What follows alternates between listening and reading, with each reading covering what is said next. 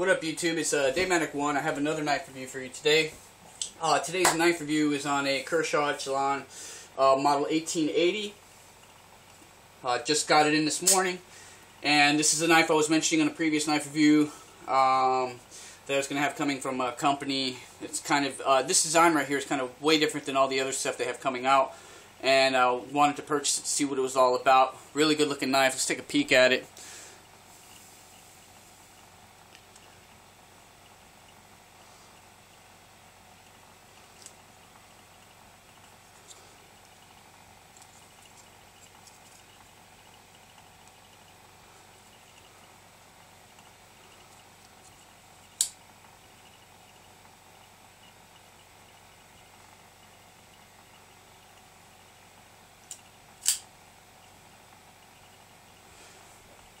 Alright, right off the bat, blade length is 3 1/4 inches. The handle length itself is, we're looking at, handle length is 4 inches, 7 1/4 inches total. Let me see here. This model was made in the U.S., good thing there. And the blade steel is a Sandvik 14C 28N stainless steel, of course. It's got a hollow ground there, drop like a drop point, and there is a swedge up here up top. Really cool cutout here, and your thumb stud is also hollowed out. Kind of from what their description was, to kind of leave a airy, hollowed out feel to the knife. To go along with the G10 scales, it's a natural G10 scale that's semi-translucent, that you could actually see the working mechanisms of the speed safe and the liner lock insert on there. Liner lock insert meaning that it's not a complete liner that goes inside the hole or sisters up along the whole G10 scale. It's actually set in a cutout in the G10 scale, so the liner lock is only part of it. It's still pretty darn strong that way. Their main thing on that is to keep this knife on the light side, but still having the added strength of a liner lock. This knife has no blade play up or down, left or right.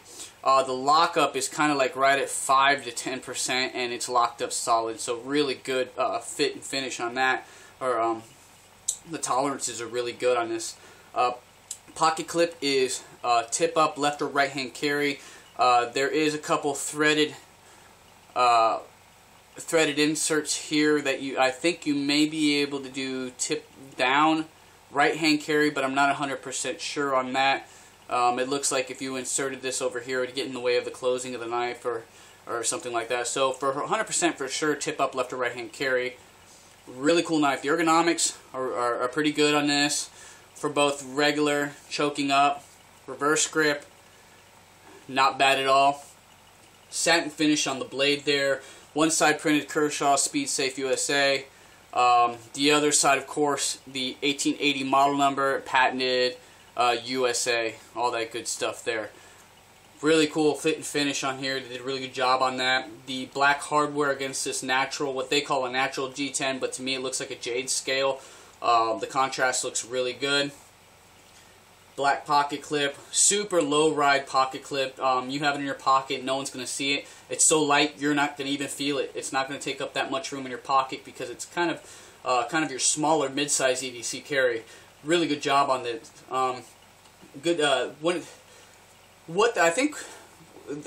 As far as the purpose of this knife or why they designed like this, I think it has to do with just making a knife that looks damn sexy, to tell you the truth. As far as EDC or EDC tasks, it'll cut the crap out of anything with that hollow ground.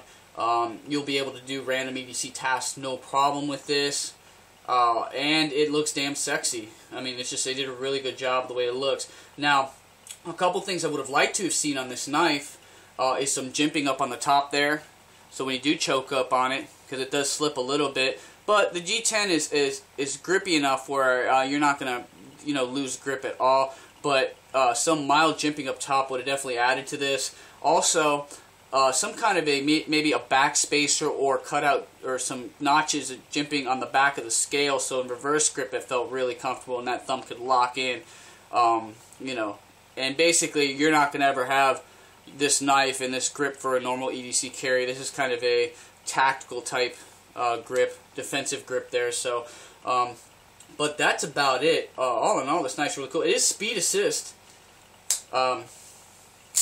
Definitely speed assist. Now, I do know that a few people out there that purchased this knife have taken the speed assist mechanism completely out of here and have had no problems with the ease of deployment on this. And I can see why they'd want to, because until that speed safe is actually broken in, all the washers are set in from opening and closing it, to actually engage the speed safe and deploy it takes a really strong flick of the thumb, and then it hauls ass right out. So I can understand why they took that out. Me, myself, I'm not going to mess with it. This is the way the knife came, and I'm happy with it just like it is. But I could see that is an option, and I've seen it to work very well with other people's knives or other people that have modified it like that. So really, really, really cool. Definitely different than any other Kershaws that they have out there. That's why I have these right here. We have the Compound, you have the Skyline, you have the Asset right here. This is basically your Kershaw's basic designs. Now these are all kind of different from each other, but share a lot of the same characteristics. Your Junkyard Dog, you guys are familiar with that one. Same thing. These are the reason why I mentioned the Junkyard Dogs, because these are kind of your budget knives. The Skyline being up in the middle of the road there, and then your Junkyard Dog being into the upper part of that. And they all share the similar characteristics, design features, and all that good stuff. Where this Echelon has, it looks like it belongs to another knife company. You know, it actually looks like it's probably you know, it could be a collaboration from a custom knife maker, and I'm sure, I don't have this information in front of me, but I'm pretty sure somebody else had their fingers in as far as designing this knife, maybe a custom knife maker that I haven't found the information on. So if you guys got that info, you can comment below. I always welcome that information on that. So, but all in all, my impressions of this knife, it's a very cool knife. I'm glad I got it. You'll find this knife for anywhere between $65 to $75, so it's a little bit up there as far as price. As far as how much knife you get. Is it worth that much? If this is a knife that you're looking for, if you're looking for a different EDC knife or a flashy, sexy EDC knife, yeah, it's worth it, because when you start to look at, you know, specific design features or more aesthetically pleasing designs or design featers, you're probably going to end up getting into that price range. But if you just need a normal EDC, then this is probably not what you're looking for, because you can find a lot of other options in the same size that offer the same results and performance at this knife for a lot cheaper. I could probably find about 15 to 20 knives that fall in this. Let me give you a size comparison so you guys know exactly what it is, because we're all deceived every time we order a knife. It always seems like they're smaller than they appear. I have the Persistence here. And Persistence and the Echelon they're the same size.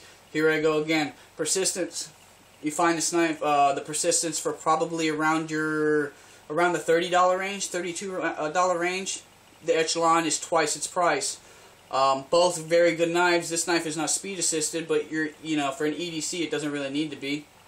You know, as far as reliability and performance, they both share the same thing there. So just like I said, it all depends on if that's what you're looking for. I'm a knife enthusiast and I collect knives, so to me it's worth the money, because this is definitely the looks of this knife definitely appeal to me. The design features appeal to me, and the fact that it's different than most other knives out there is another added plus, and why it was really easy for me to go ahead and spend that amount of money on a knife like this. So here we go, guys. That's pretty much it. That's my view, my first impressions on this knife.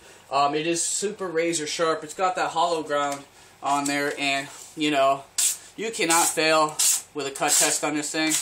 It just, you know, it'll slice the crap out of whatever. I mean, it's, you know, good grind on there, and you know what? It's just, that's what you come to find with Kershaws. I mean, any other Kershaw will do that.